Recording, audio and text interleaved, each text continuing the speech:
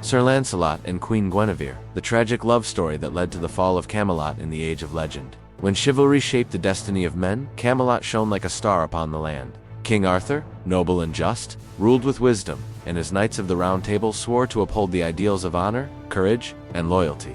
Among those knights, none was more celebrated than Sir Lancelot du Lac. Lancelot was a man of unmatched skill with the sword, a champion in tournaments, and a defender of the weak. Wherever he rode, songs were sung in his name.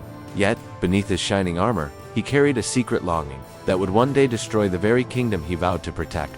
That longing was for Queen Guinevere, the wife of his king, the spark of forbidden love. Their love began not with sudden passion, but with small moments, glances shared in the great hall, gentle words exchanged when no one else listened. "My lady," Lancelot once said softly as he escorted Guinevere through the gardens of Camelot, "to see you smile is to feel the sun break through the storm."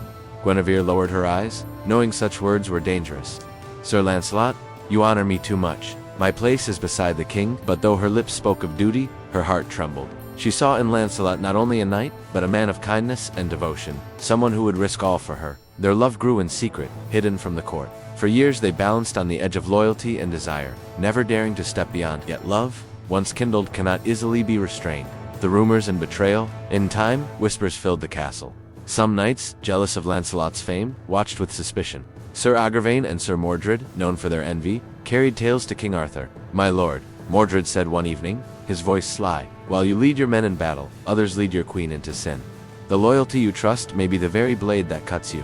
Arthur, ever trusting, shook his head. "Lancelot is my brother in arms. Guinevere is my queen. I will not believe such poison without proof." But the seed of doubt was planted. The night of discovery at last. One fateful night, the truth was laid bare. Lancelot had stolen into the queen's chamber, not to seduce, but to speak of their hearts, before she was sent away on a royal duty. Yet the door burst open, and armed knights filled the room. Traitor Agravain shouted, "The queen is dishonored, and Camelot betrayed." Lancelot drew his sword, not for glory, but for survival. The clash of steel rang through the halls. One by one, Arthur's knights fell before him, but with each blow, his heart broke. Guinevere cried out, "Lancelot, go! If you are captured, you will be slain." But he could not abandon her. He fought his way free, escaping into the night, leaving behind a trail of sorrow. The judgment of the queen the next morning, Arthur was told of what had happened. Though torn between love for his wife and loyalty to his kingdom, the laws of Camelot were clear. "The queen has betrayed her vows," Agravain declared before the court. "She must be punished by death." Arthur's face was pale with grief. "She is my heart," he whispered, "yet I am a king before I am a man. Justice must be served." And so, Guinevere was condemned to burn at the stake. On the day of her execution, crowds gathered. The queen was led in chains, her white gown torn, her face pale but resolute. The pyre was lit, flames rising toward the sky. But before the fire could claim her, a thunder of hooves shattered the air. Lancelot and his loyal men charged into the square. With sword blazing, he cut through the guards and lifted Guinevere onto his horse. "By my honor, no harm shall come to you," he swore.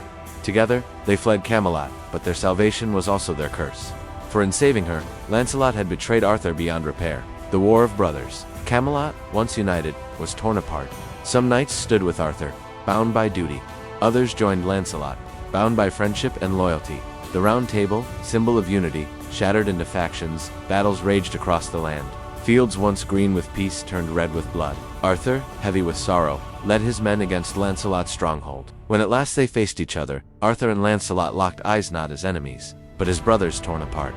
"Lancelot," Arthur said, his voice trembling, "I loved you as my truest knight. Why did you betray me?" Lancelot lowered his sword. "My king, my heart betrayed me long before my hand did. I never sought to wound you, yet love is a force no man can master." Though their souls longed for peace, the world demanded war. The final tragedy, while Arthur battled Lancelot, a greater threat arose.